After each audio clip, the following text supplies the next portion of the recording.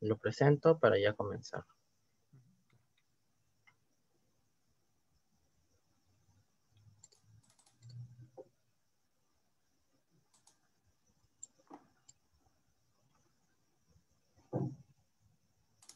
Ya. Buenas tardes con todos los participantes y quienes nos siguen a través de la transmisión por la página del Comité Permanente Académico. El día de hoy tenemos la sesión sobre importancia de la confiabilidad de cuestionarios de salud a cargo del magíster Ronald Castillo Blanco, quien es justamente psicólogo egresado de la Universidad Nacional Mayor de San Marcos, analista de información educativa por la Universidad del Pacífico, docente de psicometría y estadística aplicada en la Sociedad Peruana de Psicometría, y justamente nuestro ponente invitado del día de hoy. Sin más que agregar, estimado magíster Ronald, dejamos este espacio a su disposición. Muy bien, muchas gracias por la presentación. Bueno, darles la bienvenida a todos los que nos están viendo. Gracias a los organizadores por esta oportunidad de ir compartiendo estas temáticas de interés. Y bueno, vamos adelante, les voy a compartir las diapositivas.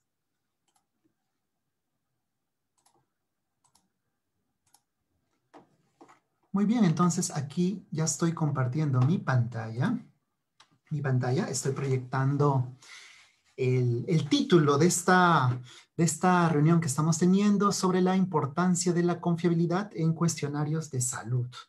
Ahora, aquí el título está interesante en el sentido de que nos va a ir trayendo algunas preguntas a una pregunta bastante usual, bastante recurrente.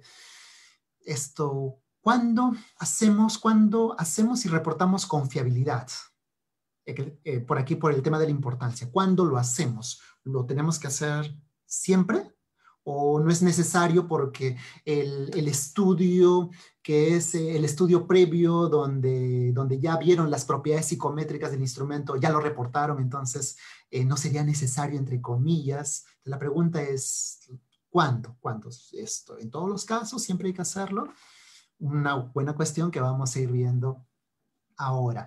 Y ahora, cuestionarios de salud. Bueno, cuestionarios hay de distintos tipos, y los que vamos a trabajar, o los que se suele ir usando para investigaciones cuantitativas, son los test. Justamente por estas propiedades psicométricas de las cuales ustedes ya han estado viendo en las anteriores conferencias. Y bueno, entonces vamos desarrollando esto de ahí. El tema de confiabilidad. Confiabilidad, ¿por qué? ¿Por qué y cuándo?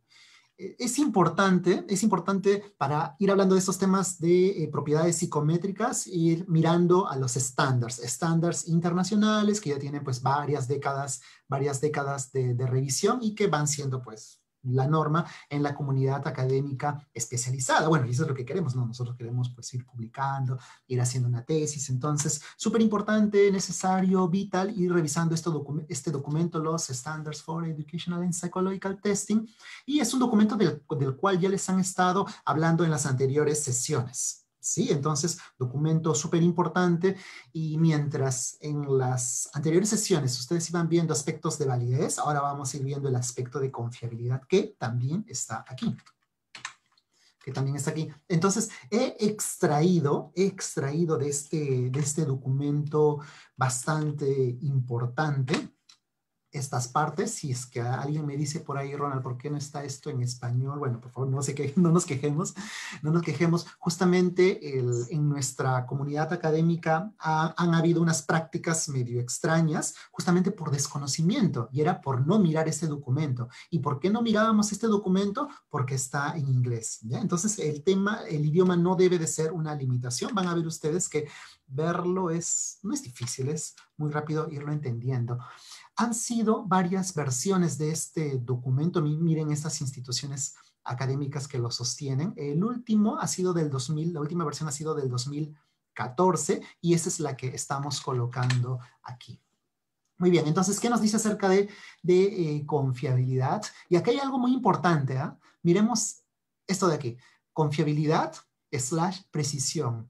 En la sección de este documento donde hablan sobre confiabilidad, no lo colocan solo confiabilidad, sino / precisión. Y ese quizás es el key del asunto, es el punto que nos va a ir ayudando a tener el concepto claro y preciso de confiabilidad. Precisión en la medición. Precisión. ¿Por qué? Porque, y ahora, ¿por qué nos interesa? ¿Por qué es importante? Porque cuando estamos haciendo una investigación, ok, nos proponemos ir viendo sobre la relación de variables, ok, nos proponemos ir viendo sobre las propiedades psicométricas del instrumento, o nos proponemos ir viendo sobre la efectividad de un programa en una evaluación pre y post, o un estudio de longitudinal, etcétera, ¿ya? Hay muchos objetivos de investigación, pero algo muy importante y muy básico es ir mostrando que esas mediciones que van a ir soportando nuestras conclusiones, esas mediciones, pues, tienen esta característica de ser precisas.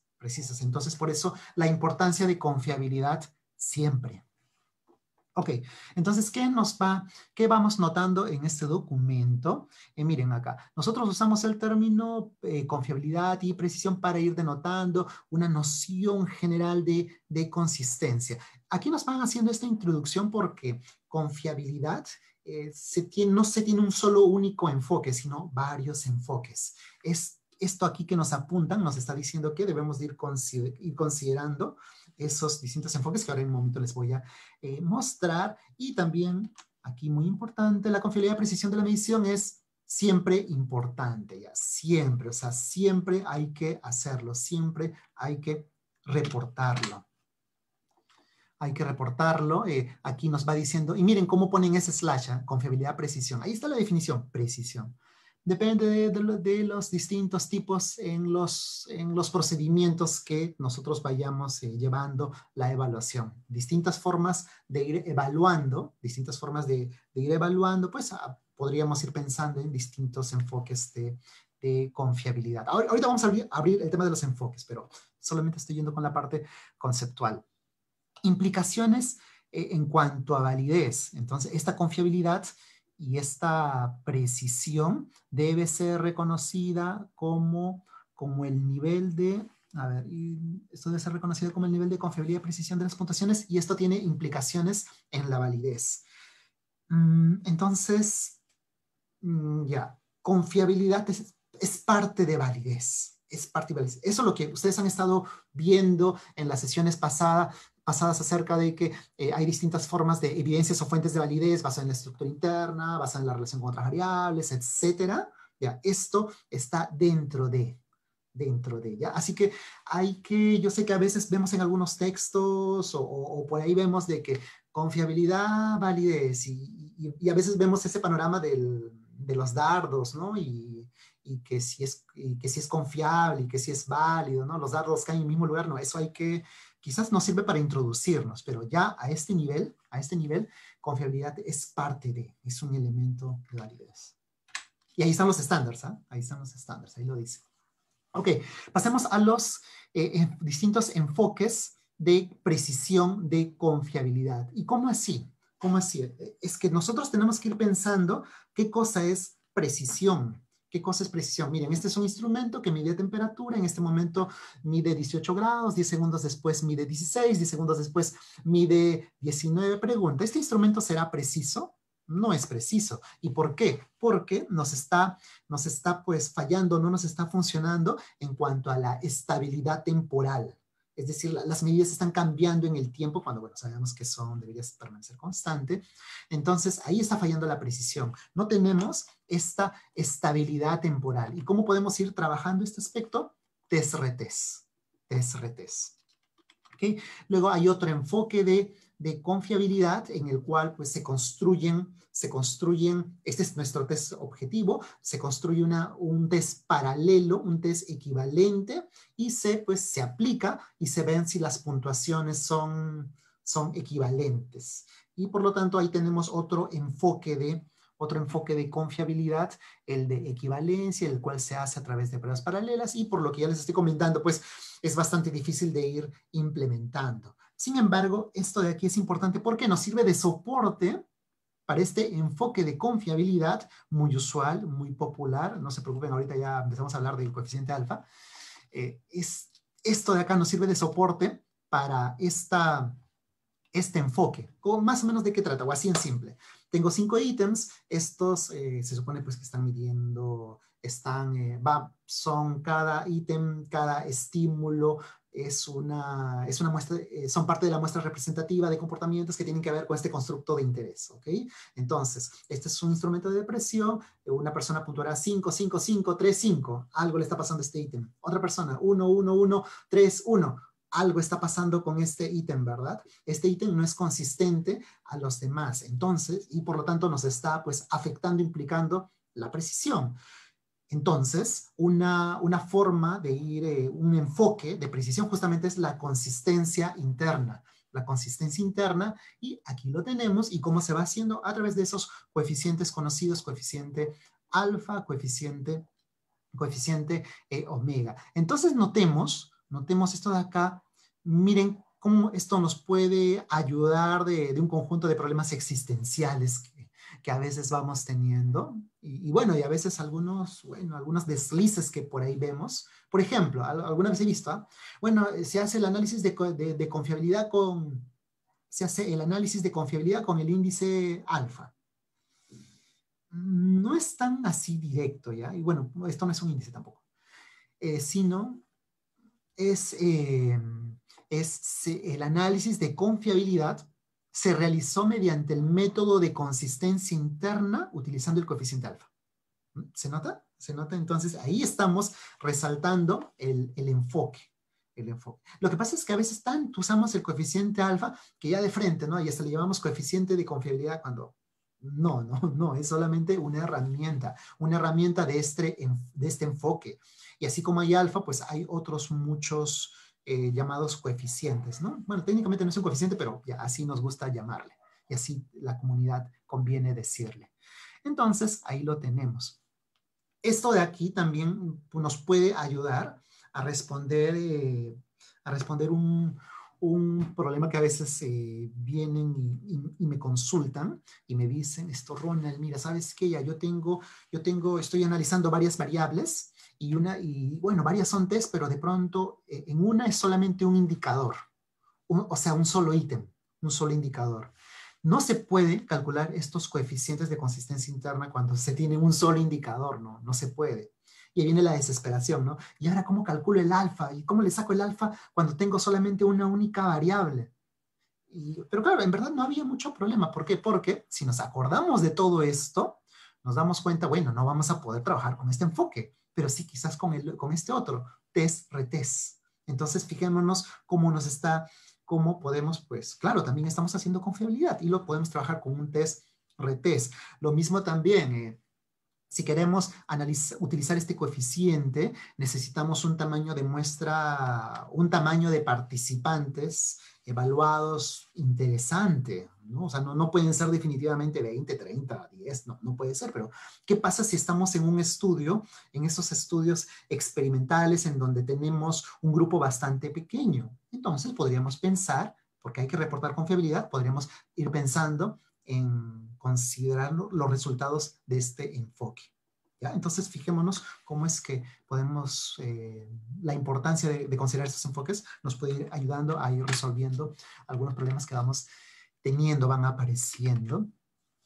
Este es un documento bastante importante ahí en la propia APA para el año 99, tiene un conjunto interesante de sugerencias para ir considerándolas cuando vamos haciendo una investigación, ir trabajando en un artículo y ahí encontramos esto súper valioso. Es importante sobre confiabilidad, es importante recordar, y miren que no está complicado el inglés, o sea, se entiende, un poquito de práctica y van a ver que podemos ir accediendo a información interesante. Es importante recordar que un test no es que sea confiable o no confiable, pero pues, confiabilidad es una propiedad de las puntuaciones del test para un grupo específico de evaluados. Así, los autores, y atención, deben de proveer coeficientes de confiabilidad de las puntuaciones de los datos analizados, incluso cuando el foco de la investigación no sea psicométrico. Es decir, confiabilidad hay que hacerlo siempre. Siempre. Sí, pero mi test ya está validado, ya tiene confiabilidad. No, recuerden, por favor, las sesiones pasadas en las que les han apuntado muy bien de que validez o confiabilidad no es una propiedad del test. sino son propiedades de las puntuaciones para un propósito específico. No, perdón, de esto. Una propiedad de las inferencias que se hagan de las puntuaciones para un propósito específico. Por lo tanto, confiabilidad hay que hacerlo también porque estamos trabajando con mediciones. Hay que informar que nuestras mediciones tienen precisión, ¿sí? Entonces, por eso hay que irlo hay que considerar hacerlo. Entonces, vamos con unas primeras ideas claves de esta parte inicial. Utilizar el coeficiente alfa u omega, que también está algo popular, es ir realizando un análisis de confiabilidad con este método, consistencia interna. Consistencia interna. Estas son las herramientas para este enfoque de confiabilidad. Y acá resaltamos en lo posible reportar esa medida de confiabilidad. Coeficiente, ahora sí, vámonos, ahora que ya tenemos la idea general, vámonos con uno de los mitos urbanos más conocidos. Yo veo que muchos sufren con esto, con el tema de qué pasa si mi instrumento, mi escala, mi test, ok, está conformado por dimensiones y cada dimensión tiene varios ítems. Pero ¿qué pasaría si es que estos ítems son dicotómicos? Es decir, verdadero o falso, si no, siempre, nunca, solamente nos dan dos opciones de respuesta. ¿Qué pasa cuando son dicotómicos? Entonces, se escucha bastante,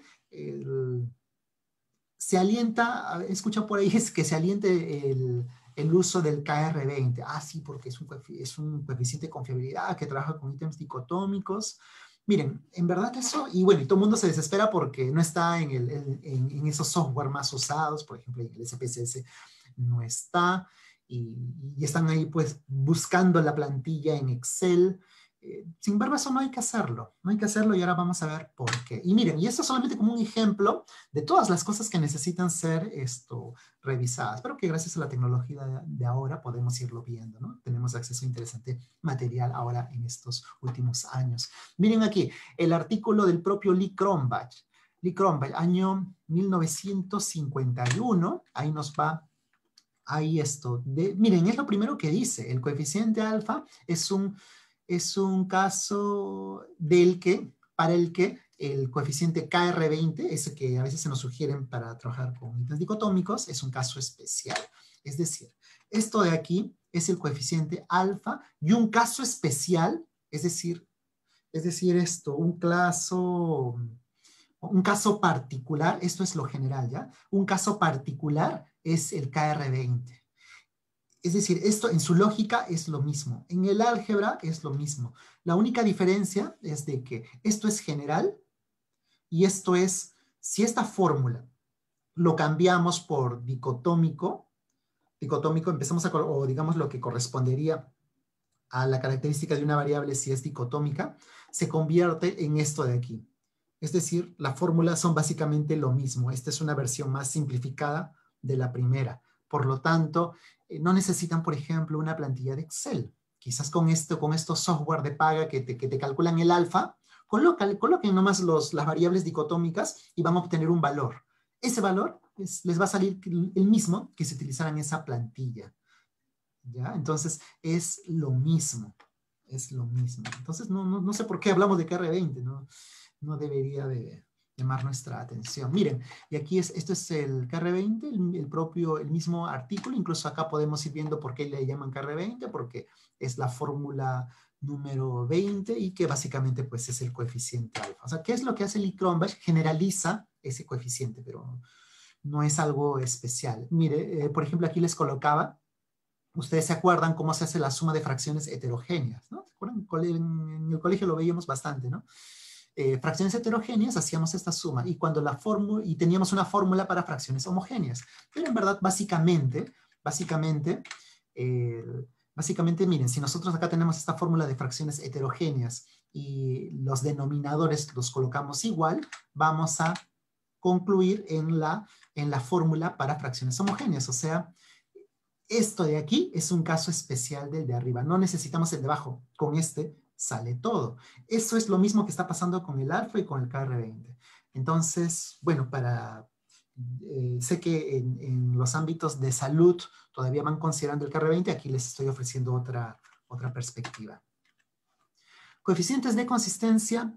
interna. A veces también veo que ven como una opción el tema de dos mitades. Y yo me pregunto por qué. O bueno, ya muchos los colegas nos preguntamos, ¿por qué?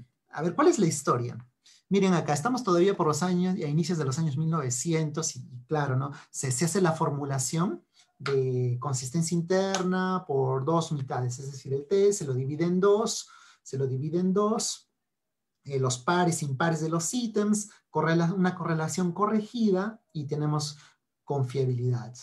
Ya, eso es el dos mitades. Pero ahora la pregunta vendría así. ¿Y por qué pares impares? ¿Por qué no los primeros comparados con los últimos? ¿Y por qué no otra combinación? ¿Y por qué no otra combinación? Entonces, notemos de que sería bueno pues un coeficiente que sea capaz de cargar con todas esas posibles combinaciones. Y acá se los presento. El coeficiente alfa. El coeficiente alfa carga todas esas posibles combinaciones. Por lo tanto, ya no tendríamos que hablar de dos mitades. ¿Para qué? ¿Para qué? Si este de acá nos considera todas, es el promedio de todas las posibles dos mitades que se podrían dar.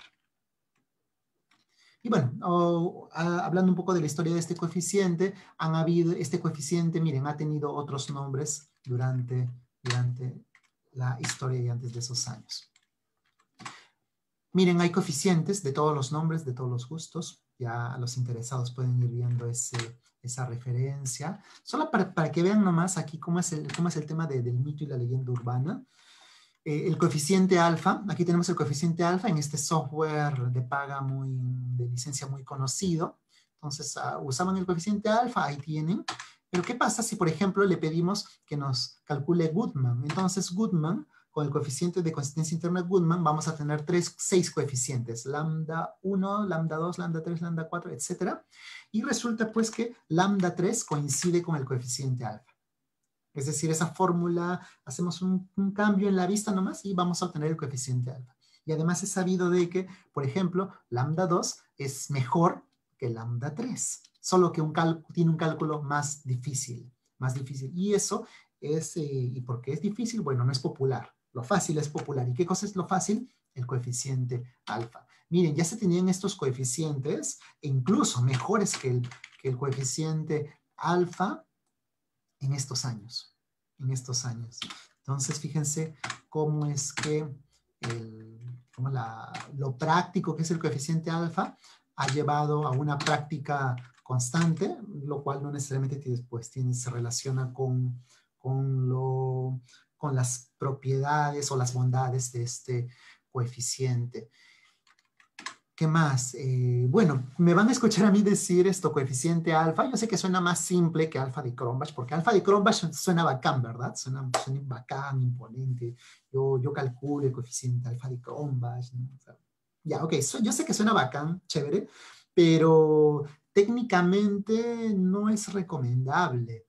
Lo que pasa es que el coeficiente alfa tiene muchas limitaciones. Tantas limitaciones que incluso hasta el propio Lee Cronbach, miren lo que escribió para el año 2004, ¿no? Y acá creo que ya no necesito traducirles, se nota lo que dice aquí. Entonces, ¿qué nos dice el autor? ¿Qué nos dice este desarrollador? Que bueno, ¿no? Quizás esto no tanto alfa de Cronbach, ¿no? Sino coeficiente alfa. Entonces, miren cómo es que la revisión un poco de la historia también nos ayuda a ir haciendo algunas precisiones. Y ese es un tema para los que están viendo, bueno, yo sé que muchos de ustedes, bueno, todos están en el tema de sus investigaciones y tienen que utilizar la herramienta estadística y nos mareamos con muchos nombres, con un nombre y todo suena tan pomposo y nada se entiende. Sí, ese es un tema. Por eso es que vamos a intentar, y yo creo que sí sería muy importante, ir buscando lo simple y lo directo. Vámonos aquí con un mito urbano también acerca del coeficiente alfa. Tenemos aquí un test que tiene 16 ítems. Está compuesto de varias dimensiones. Cada dimensión tiene ahí una medida de coeficiente alfa. Y de pronto me dicen esto. Me dicen, ahora necesitamos el alfa total. Entonces, ¿qué hacemos? Pues al software colocamos los 16 ítems. y obtenemos el coeficiente. Y justo nos sale alto. Justo nos sale alto. Entonces ya estamos contentos y acá reportamos nuestro alfa total en un buen tamaño. No, por ejemplo, eso de ahí sí es muy, muy malo, muy malo. Por favor, nunca hay que tratar de evitar hacer. Ya si te obligan, lo haces, ¿no? Pero por favor, no hacerlo. ¿Por qué? Porque el coeficiente alfa tiene supuestos. Y uno de sus supuestos es la unidimensionalidad. Es decir, esto tiene sentido unidimensional, una sola dimensión. Esto también, esto también, esto también. Pero esto no. Esto de acá, no, para nada. No, el alfa, estamos yendo en contraposición del supuesto principal de este coeficiente. Entonces, por favor, evitar ya. No existe alfa total. Y eso también nos ayuda a ver una de las limitaciones de este coeficiente, que es sensible al tamaño de ítems. Es por eso de que si tenemos muchos ítems, a pesar de que bueno, esto es como, imagínense los primeros, luego en el segundo o tercer año de universidad se forman los grupos. Ahora imagínense a todos juntarlos para un trabajo grupal. No creo que la consistencia sea alta, ¿verdad? No creo que sea alta. Sin embargo, el coeficiente alfa tiene la limitación de que con muchos ítems, estos tiende a salir alto. Tiende a salir alto. Y a veces nos llevamos equivocadamente la idea de que la situación está bien, cuando pues ni siquiera se debió haber hecho. Muy bien, ideas claves hasta en esta segunda parte.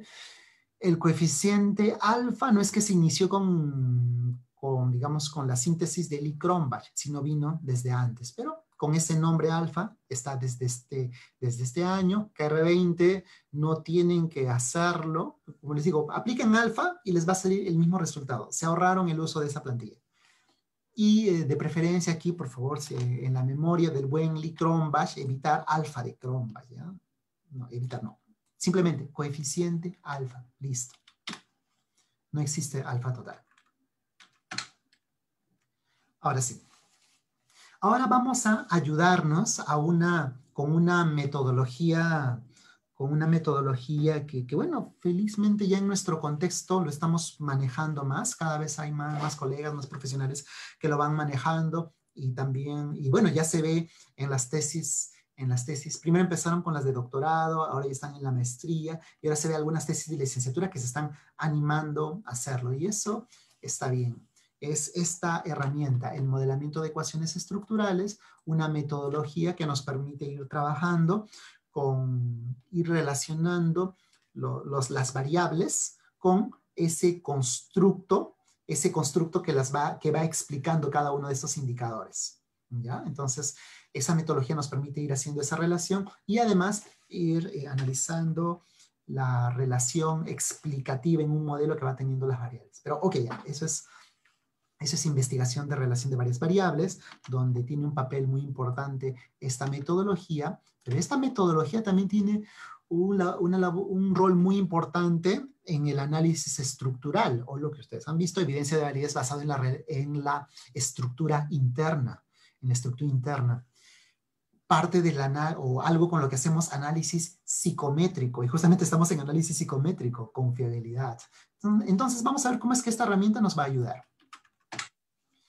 Una de sus principales herramientas del modelamiento de ecuaciones estructurales son los diagramas path diagram, y eso nos permite ver justamente el modelo de medición, el otro supuesto que considere el coeficiente alfa. O sea, vamos a poder detectar una nueva limitación del coeficiente alfa, y es esta de aquí.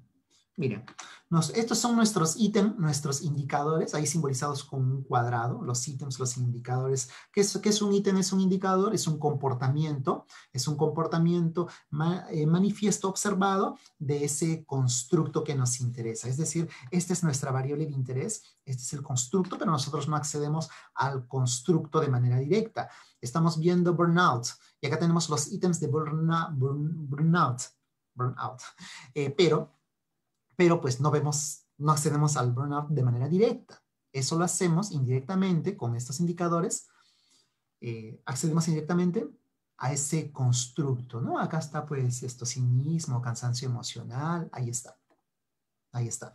Entonces, cuando nosotros aplicamos el coeficiente alfa, nosotros estamos asumiendo de que la relación entre el indicador y el constructo es la misma para todos los ítems. ¿Vemos? Es la misma. Ese es el supuesto. Difícil de ver quizás con las ecuaciones usuales, pero aquí en diagrama ya lo podemos ver. Pero ahora, vamos a pensar si es que hay una alternativa más menos ideal, ¿no? Porque pensar que estas son iguales, muy ideal. No, ¿qué tal si es que pensamos en un modelo en el cual la relación constructo-ítems podrían tener valores distintos? Bueno, claro, no es que pues acá sea 0 y acá sea 0.80, ¿no? Pero por lo menos similares, porque sabemos de que hay ítems más representativos del constructo, hay otros que, bueno, también, pero no tanto. Entonces siempre hay algo de diferencia. Cuando hay esa diferencia, cuando puede haber esa diferencia, estamos en un modelo congenérico y ahí entra otro coeficiente de consistencia interna, el coeficiente omega. El coeficiente omega. Ahora, desde hace no muchos años, vamos a colocar algo así, 5 años, 5 o 6 años, no más, es más, 5 años debería ser, ya empieza a hacerse en nuestro contexto, se empieza a solicitar este coeficiente omega, ¿Y por qué? Bueno, porque supera al coeficiente alfa, es más, estamos viendo que alfa es un caso particular del coeficiente omega, punto número 1. Y lo otro es que cuando miramos las revistas de alto impacto nos damos cuenta que ellas también están pues ya considerando este coeficiente omega. Y lo otro es que a diferencia de hace 7 años hacia atrás, o 5 años hacia atrás, ahora nuestra comunidad académica, aquí pues en Perú, en las universidades, ya estamos aprendiendo a utilizar el modelamiento de ecuaciones estructurales, ya estamos aprendiendo a utilizar los software, entonces ya no hay pretexto para no trabajar con esto de aquí. Ok, ideas claves de esta parte. La consistencia interna se enmarca, también podemos enmarcarlo dentro de SEM, se enmarca dentro de el análisis de estructura interna, evidencias de validez basado en la estructura interna, o otra de las formas, evidencias o fuentes de validez. Y el coeficiente alfa es un caso especial del coeficiente omega, un caso especial. Definición de consistencia interna. A ver, quiero digamos, hacer una pausa porque quizás aquí vamos a entrar un poquito vamos a ir viendo, van a ver algunas ecuaciones, pero el objetivo no es, pues, que anotemos las ecuaciones o de pronto que las vayamos a usar así en crudo, sino es para que tengamos una idea general, ¿ya? Quizás algunas de las diapositivas que vienen ahora las voy a pasar un poco más rápido porque más me interesa ir, pues, dialogando, discutiendo con ustedes. Y lo otro que de verdad, o sea, creo que basta con que tengamos el panorama general, que manejemos la teoría y sobre todo la metodología, bueno, más cosas, la metodología, y con eso vamos a poder, vamos a poder ir respondiendo esas demandas que tenemos en nuestras investigaciones, en nuestras tesis, o muchos de ustedes yo sé que están en el tema de los tesis y los jurados, y jurado me dice una cosa y otro jurado me dice otra, ¿a quién le hago caso? No, o sea, necesitamos nosotros que manejar metodología, tenemos que saberla. Entonces, por eso, aquí quisiera que veamos el panorama general de metodología. A ver, una breve revisión de lo que hemos estado viendo. Confiabilidad es una propiedad psicométrica, tiene que ver con la precisión. Y como yo reporto mediciones, siempre tengo que reportar qué tan precisas son nuestras mediciones. Hay varios enfoques pensando en el análisis de instrumentos, test, escalas. Hay 3 enfoques. Tenemos el segundo, test-retest, que nos puede ayudar en algunas situaciones, y el primero, el más usual, porque bueno, ahí tenemos estos tests con muchos ítems, consistencia interna. La consistencia interna tradicionalmente se va trabajando con el coeficiente alfa, pero va teniendo, primero tiene supuestos, unidimensionalidad en una misma dimensión, luego unidimensionalidad y también que las cargas factoriales, la relación ítem-constructo van teniendo el mismo valor, ahí está alguno de los supuestos. Y ahora vamos a pasar a algo más. También hay otro coeficiente de consistencia interna, el coeficiente omega, más conocido, más demandado ahora en esta actualidad y que supera al alfa en el sentido de que permite pues ir considerando que los ítems pueden cargar diferente al factor o la variable latente. Ok, entonces, vista esa revisión, ahora vamos a, dado que nos estamos adentrando a consistencia interna, aquí les presento la definición de consistencia interna, porque a veces también, a veces escuchamos, sí, la consistencia interna se define como el promedio de las correlaciones multiplicados por un factor de corrección. Esa es la descripción de una fórmula. O la definición del coeficiente, consistencia interna es el coeficiente alfa. Tampoco, no, eso es simple. Esta es la definición de consistencia interna, teoría clásica de los tests. Variabilidad verdadera entre variabilidad total. O digamos ya en términos matemáticos, pero no apuntemos a esto, sino quedémonos en esto, variabilidad verdadera y variabilidad total. Van a ver ahora cómo vamos a llamar eso, para ir haciendo más apuntes sobre el coeficiente omega. El coeficiente omega, a veces también, bueno, la principal referencia es a este libro del año 99, el libro del señor McDonald, y a veces también por eso escuchamos, menos mal que ya están parando de hacer eso, omega de McDonald. Tampoco. Número uno, porque no fue McDonald quien lo hizo, lo propuso, sino este señor Yoresco. Sin embargo, McDonald, muy buen aporte en sintetizar en un texto. Pero bueno, no fue el primero. Y lo otro es que, bueno, es un texto, ¿no? Un texto se compila, no es como en un artículo, ¿sí? Entonces, a veces vamos a encontrar el coeficiente omega referido pues a su nombre original, confiabilidad compuesta. Eso como un apunte, ¿ya? Entonces, no evitar omega de McDonald, ¿ya? Eso tampoco no deberíamos decir. Ahora ya que nos está interesando este coeficiente, la pregunta es cómo lo calculamos, ¿no? ¿Cuál es la fórmula? Y en verdad es bien simple, ¿eh? Es tan simple que lo podemos hacer en un Excel. Es más, incluso un bonito ejercicio podría ser, pero bueno, voy a escucharles ahora sus preguntas.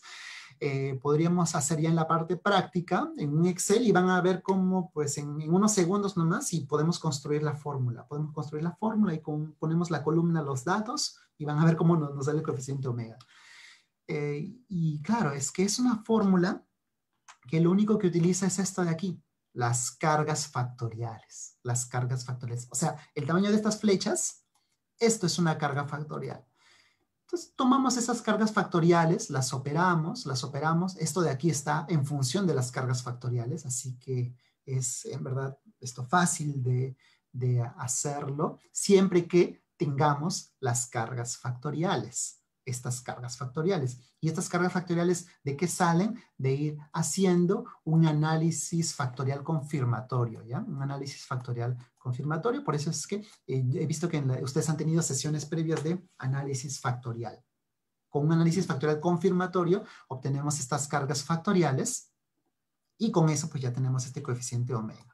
Que es de verdad, es bien fácil de hacerlo. Intenten hacerlo así en una hojita de Excel. Pero bueno, ya, si están un poco apurados, pues más rápido. Pueden ir a una página, por ejemplo, googlean esto de acá, lo googlean y les va a salir esta página donde colocan los valores y les va a dar directamente el coeficiente omega. Entonces, no hay mayor ciencia en eso.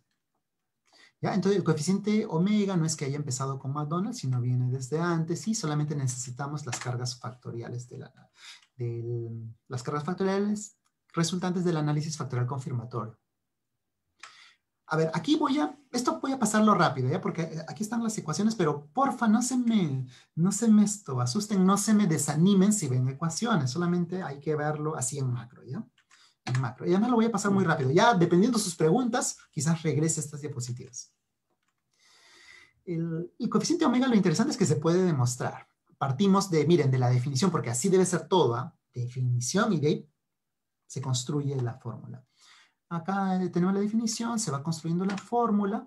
Tenemos acá los ítems, constructo, la relación entre estas. Acá ya está, nos estamos dando cuenta que esto es pues una relación lineal. Hay un supuesto, ¿no? Relación lineal. Estas se van sumando, se van acomodando, se aplica por aquí varianza, se desarrolla, se van simplificando términos. No, por favor, no me miren las ecuaciones. Solamente noten que hay supuestos. Hay supuestos. Y en ese desarrollo de ecuaciones es que nosotros nos damos cuenta de esos supuestos. Por ejemplo, vámonos a este nomás. No pueden haber errores correlacionados. Es decir, si nosotros queremos calcular el coeficiente alfa aquí, no pueden haber errores correlacionados. Es decir, no puede haber esto. No puede haber esto de aquí. ¿Ya? Entonces, la fórmula del coeficiente omega no funciona cuando hay errores correlacionados. Solamente funciona en esta estructura simple. La fórmula se sigue desarrollando, no nos preocupemos. Sí, entonces solamente esto es para mostrarles de que, bueno, todo debe tener un porqué. Y entender ese porqué de verdad nos ayuda a ir sabiendo qué supuestos ir considerando. Y bueno, no es el motivo de esta reunión ir viendo esto en detalle, solamente quería mostrarles así en macro. Cuando tenemos, por ejemplo, errores correlacionados, podemos hacerle una corrección al coeficiente omega y acá está. Esta es una fórmula que lo corrige. Entonces, pues, qué interesante sería si es que cuando vamos a reportar omega, ya podamos reportar, pues, ahí cuando tenemos esta situación particular. Muy bien, ya vamos acercándonos, no nos falta mucho. La fórmula del coeficiente omega considera supuestos como, o sea, una estructura simple, no errores correlacionados, sí, unidimensionalidad, así como el coeficiente alfa. Yo sé que por ahí algunos también han estado escuchando esto, sí, que hay alfa ordinal, que sí, que hay omega ordinal, pero en verdad no es necesario ir con más nombres, siempre a lo simple, ¿ya? Siempre a lo simple. Si es que ustedes hayan escuchado esto de omega ordinal, es básicamente el coeficiente omega. Miren cuál es el ingrediente del coeficiente omega, las cargas factoriales. Y estas cargas factoriales vienen del análisis factorial confirmatorio. Cuando uno hace un análisis factorial confirmatorio, pudo haber utilizado técnicas que consideren la naturaleza numérica o la naturaleza ordinal de estos ítems o indicadores. Por lo tanto, no es necesario hablar o no es necesario pues llenarnos de más conceptos, ¿no? Simplemente es el omega. ¿Y cómo calculaste las cargas factoriales? Ya utilicé estimadores que hacen consideración de la naturaleza ordinal del ítem. Eso creo que es un poco más simple y a la vez más claro. Ok, y acá por último, en caso de los errores correlacionados, ya cuando hay un error correlacionado, podemos ir corrigiendo nuestra fórmula de consistencia interna. Muy bien. Entonces, ya está. Creo que hemos hecho lo necesario. Hemos hecho lo necesario y ahora les voy a presentar algo bonito, que es cómo van reportando consistencia interna revistas de alto impacto, que es lo que nosotros quisiéramos, ¿no? ¿Qué cosa es una revista de alto impacto? Bueno, a ver. Hay muchas bases de datos, las más importantes, ya han escuchado, Scopus o Web of Science. Scopus, bueno, lo voy a decir de manera muy gruesa, ya quizás 21,000 revistas. De las 100,000 revistas en el mundo, ya 21,000. Web of Science, 13,000, 14,000. Ok, de las 100,000, solamente ese grupo de mejores, ¿ya? Y dentro de las revistas que están en Scopus, hay también niveles. Q4, Q3, Q2 y ahí el cielo Q1. Entonces eso es lo más alto. Entonces aquí quiero mostrarles cómo van reportando consistencia interna en una revista como Psychological Assessment, una revista de la APA, una revista Q1. Miren, esto es la mirada en Scopus de de la ubicación de cuartil de la revista, miren, Q1. Q1, entonces, wow, no, Q1 en todos estos años. Entonces, bueno, vamos a ver qué encontramos aquí. Quizás sea un buen ejemplo, ¿no? Quizás haya que tomar en cuenta. A ver, miren, acá tenemos este artículo. En la tabla 2 se reporta las confiabilidades de consistencia interna. Ya está. Ahora, ojo, ya es cierto, ¿no? Ustedes sí les recomendé no decir coeficiente, no decir alfa de Cronbach, pero bueno, ya también vean que incluso aquí también lo hace. Pero bueno, ya vieron ustedes lo que el mismo Lee Cronbach dijo. Así que, recomendación, coeficiente alfa. Regresamos aquí. Miren esta tabla. En verdad esta tabla es bien bonita. Es simple, directa. Dimensiones, ahí están las dimensiones, número de ítems, miren qué informativo. La media de versión estándar, esto tampoco no está bien. Esto debería ser así, M cursiva. Ya está, media de versión estándar, los valores y consistencia interna. Ya está, ¿para qué más? ¿Para qué más? Esto no, pero yo quisiera hacerlo en una tabla. No, ¿para qué? ¿Para qué va a ser una tabla? Quizás porque queramos que la tesis tenga más espacio, ¿no? Pero no, o sea, puede entrar aquí. Otro estudio, y miremos en los resultados. Bueno, en este estudio juntan resultados y la discusión. Las estimaciones del coeficiente alfa fueron, bueno, lo suficientemente grandes, fuertes en todos los grupos. Y esos valores estuvieron por arriba de 0.90. Ya está. Ya está. Nada más. Nada más. Entonces, eso también hay el mito, leyenda urbana, que búscame el autor para que me justifique que sea mayor a 0.80, que mayor a 0.70, no, eso tampoco tiene sentido. Eso no puede haber un punto de corte específico que nos sirva para todos los estudios. Entonces, olvidémonos de eso. Y yo sé que incluso que Nunali dijo, que algunos autores lo dijeron, pero esos ya estamos un poco, bueno, mirar eso como les digo, necesitamos actualizarnos, ¿ya? Y esa mirada actualizada hace consideración de que no puede existir un punto de corte pues, que sirva para toda situación. Y miremos lo que hacen las revistas pues, de alto impacto. Simplemente colocan el valor y punto. El lector es el que va a interpretar,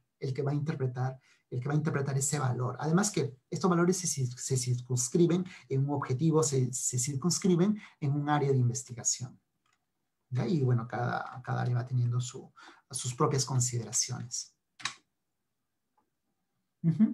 Por ejemplo, este es otro estudio, estoy extrayendo, ¿no? Copiando y pegando ahí. Dice, fue excelente para ambas variables, variable 1 y variable 2. Ya está, omega para una, omega para otra. No hay esto de que sí, pero y esto es mayor según pues, el criterio, según Nunali y Demil. No hay eso, simplemente se coloca y se lee. Acá también les he marcado más. ¿Qué más?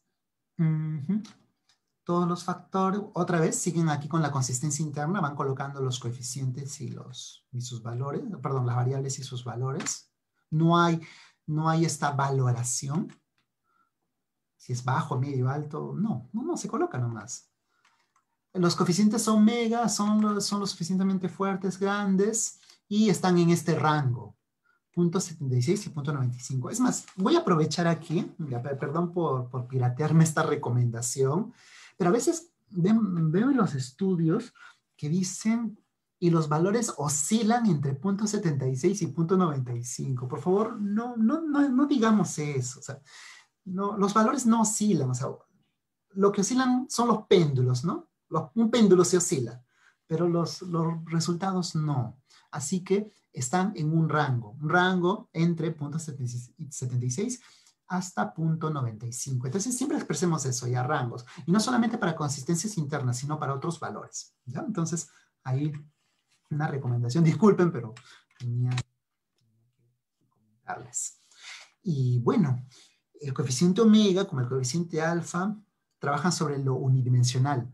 Ya en un nivel más avanzado, porque bueno, sí, también estos estudios son bastante avanzados, ya se habla de un omega multidimensional, pero omega jerárquico también. Pero bueno, ya son conceptos más allá del usual. Quiero que aquí noten que las consistencias internas, por ejemplo, son para cada dimensión. O sea, no están yendo más allá de ese supuesto de unidimensionalidad. Acá debe haber alguna tablita. Los coeficientes omegas. Los coeficientes omegas, por ejemplo, acá notemos esto.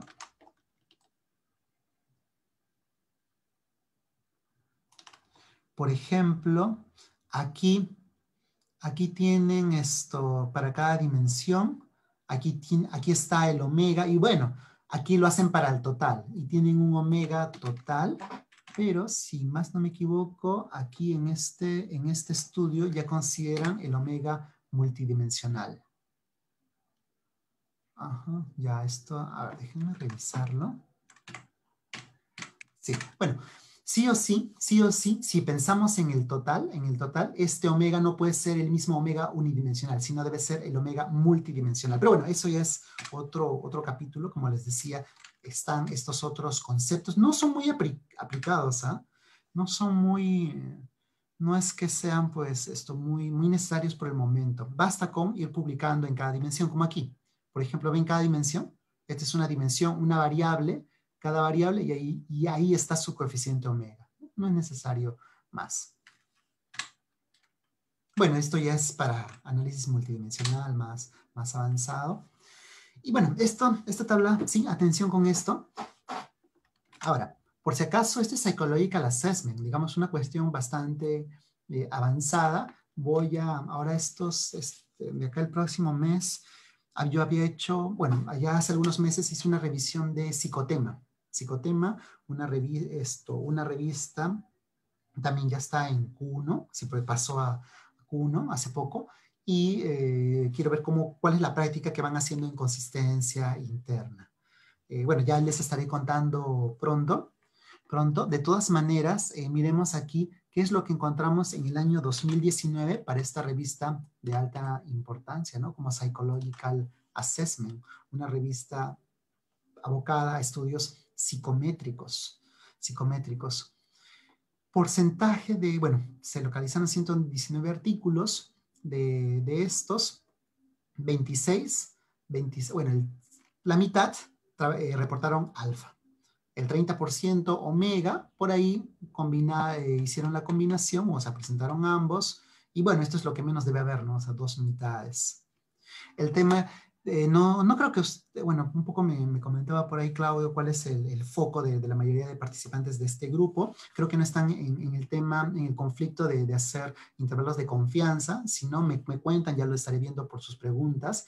Pero bueno, menos mal que no tienen que ir haciendo esto porque podemos argumentar que no es necesario ir pues enfatizando en los intervalos de confianza para un coeficiente de consistencia interna de precisión. Entonces, miremos esto de aquí.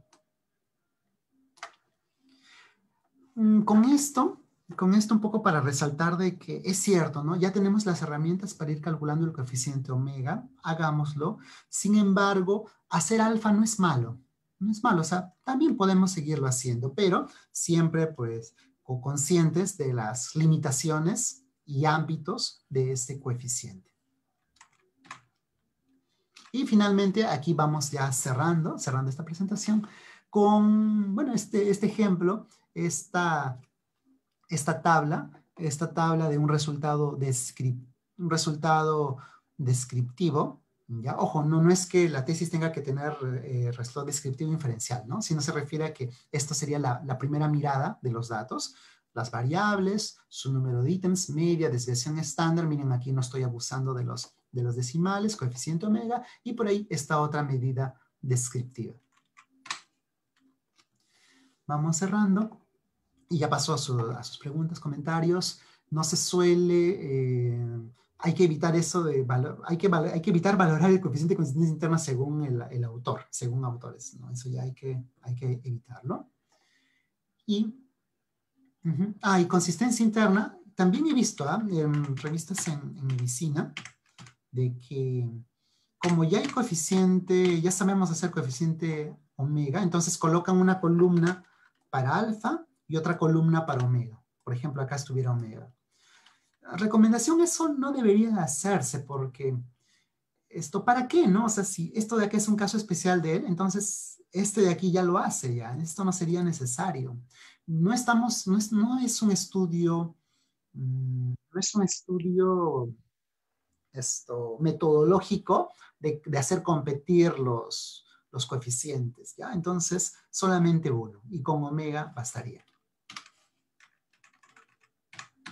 Entonces, por eso, esta última observación, aquí algunos artículos que sobre todo van discutiendo las limitaciones del coeficiente alfa, pero a la vez nos van dando una remirada, un repanorama a los coeficientes de consistencia interna.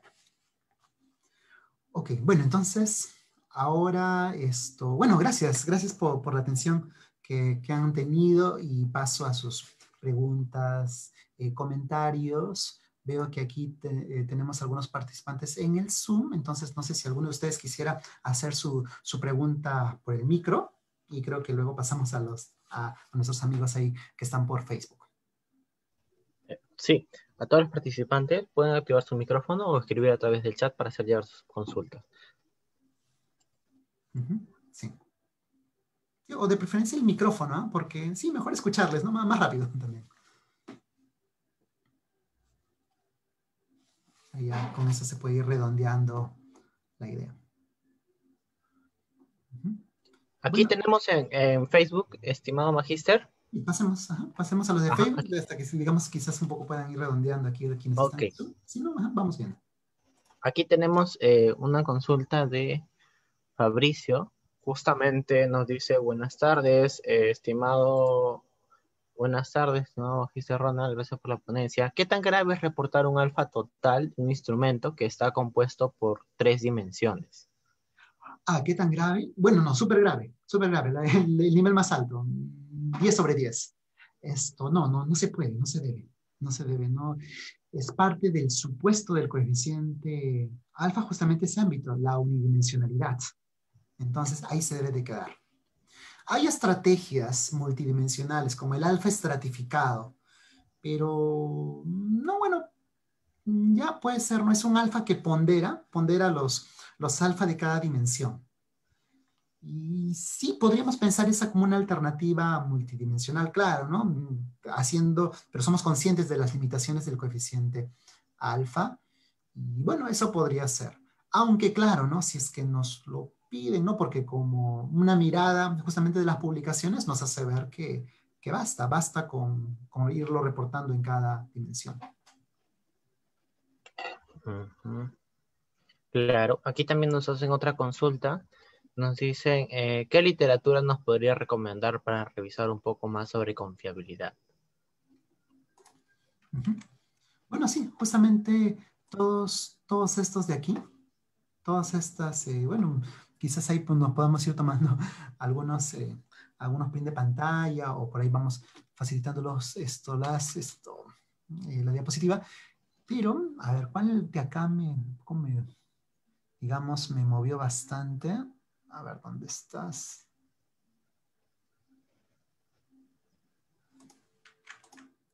Uy, qué raro. Creo que justo se me escapó aquí el principal, el de Cho. Ok, entonces voy a irlo colocando. Aquí hay un artículo de Cho, a ver si más no me equivoco, se escribe de esa forma, Cho, ya, pero voy a aumentarlo para que puedan irlo revisando. Sobre todo esto, pero bueno, ¿qué es lo que les recomendaría? Si quieren ir revisando así sobre confiabilidad.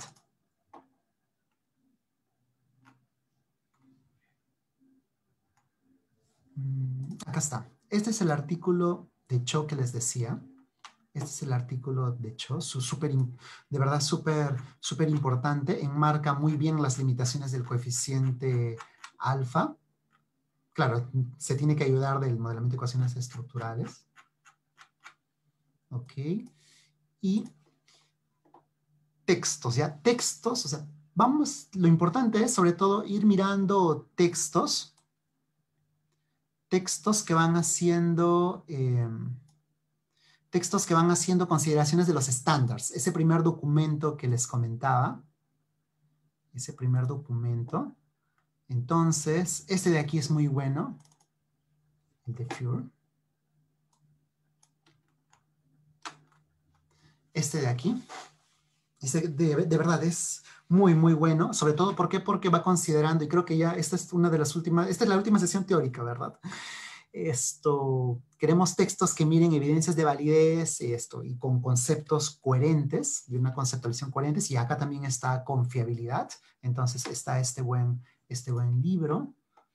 Y claro, nunca se olviden de los estándares. Acá están los estándares. Los estándares for Educational and Psychological Testing. Entonces sí, esos principalmente. Otro importante, déjenme mostrarles aquí este buen libro. Medición en Ciencias Sociales y de la Salud. De verdad que el libro de Abad Vicente Ponsoda es muy, muy buen texto. Muy buen texto y sobre todo, ¿por qué? Porque hace consideración, va haciendo consideración de la terminología, actualizada. ¿Ya? Y eso sí hay que ir buscando ese tipo de textos.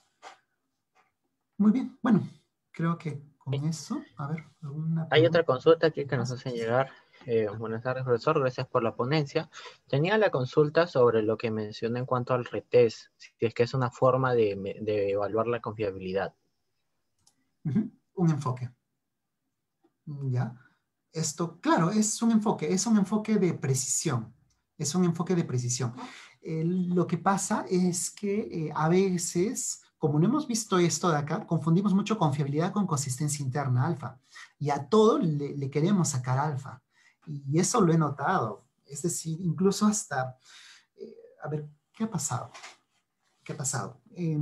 Históricamente, bueno, disculpen si no soy tan preciso, pero quienes han estado el área donde más se ha desarrollado los aspectos metodológicos y estadísticos en ciencias sociales ha sido psicología. Psicología y por ahí pues educación, pero psicología principalmente. Entonces, psicología fue poniendo las pautas en lo que es la metodología, en metodología de investigación. Tanto así de que, bueno, en todas las carreras, bueno, mi hermano estudió arquitectura y por ahí me comentó que le pedían el formato APA ahí en su bibliografía, y así creo que todos tienen ejemplos, incluso en ingeniería. Y es ¿por qué? Porque en psicología hemos estado revisando, han estado revisando bastante esos temas.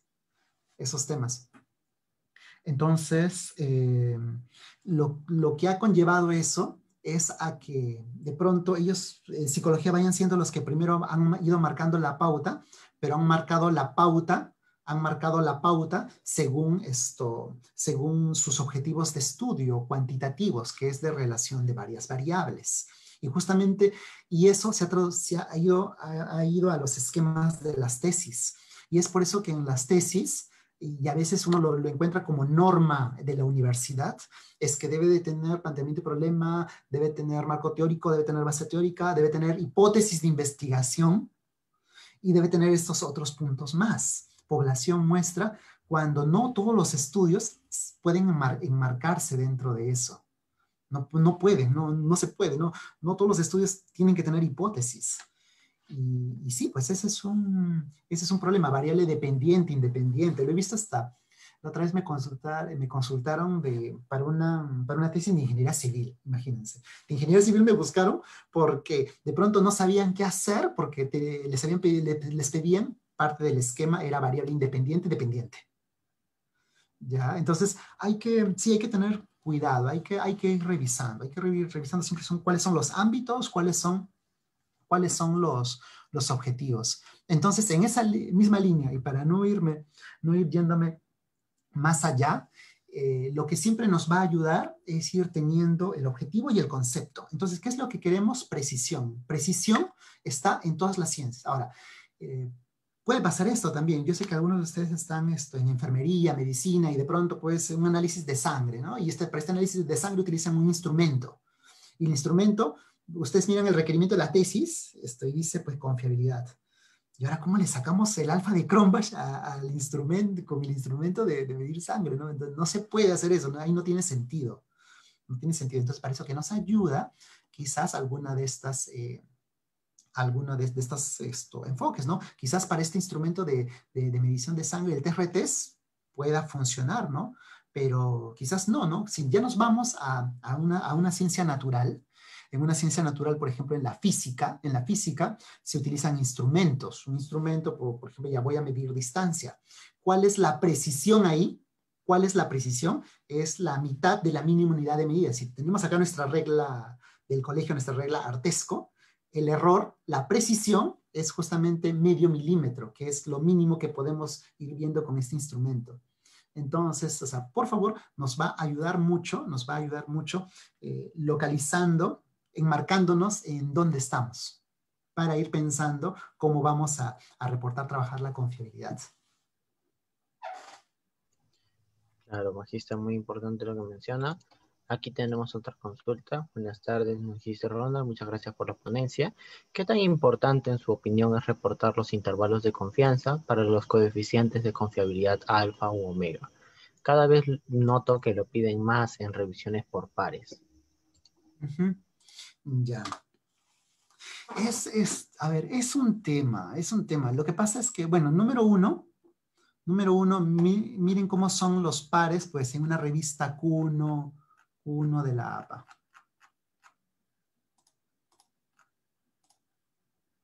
¿Dónde estás? ¿Dónde estás? Por acá lo coloqué. Ya está, 12%. Una revista Q1 de la APA, 12% podríamos decir de que es algo institucionalizado. No tanto, no tanto. ¿Qué es lo que pasa? O sea, esto se lo calcula, número uno, porque entre más mejor, ¿no? Pero no se trata, sino tiene que haber un porqué. Tiene que haber un porqué. Y ahora la pregunta es esto, quizás alguno de ustedes me diga, bueno, se reporta el coeficiente, ¿es importante un coeficiente o es importante un intervalo de confianza? Porque es el conjunto de valores donde está el verdadero valor poblacional. Así se define el coeficiente, el intervalo de confianza. Por lo tanto, es importante reportar el intervalo de confianza de un coeficiente de consistencia interna porque nos va a dar el conjunto de valores donde está el verdadero valor poblacional de consistencia interna. Eso es lo que pueden argumentar, ¿ya? Pero, digamos, lo que puedo responder a eso es de que eso no es un buen argumento porque esa no es la definición de intervalo de confianza. Lo que me han definido, conjunto de valores donde está el verdadero valor poblacional, o quizá, bueno, donde se apunta el verdadero valor poblacional, es el intervalo de credibilidad dentro del marco de estadística inferencial bayesiano, no el clásico. El intervalo de confianza tiene un concepto tan complicado de expresar, que al final lo expresamos de esa manera simple y errónea. Conjunto de valores donde está el verdadero valor poblacional. No, es incorrecto eso. Entonces, ¿por qué voy a reportar algo sobre una creencia incorrecta? Número uno. Ya, argumento número uno. Argumento número dos es, bueno, voy a dejar el número dos con que, bueno, no veo pues que sea pues de consideración de la comunidad académica avanzada. Número 3 es la lógica sobre la cual se construye el intervalo de confianza, que es la lógica de la inferencia frecuentista clásica, ¿ya? Que tiene un montón de problemas. Es una lógica chi cuadrado, t-de-student, p-value, nivel de significancia estadística. Tiene un montón de problemas que ha sido motivo de debate décadas. Tanto así de que incluso algunas revistas han prohibido esa metodología.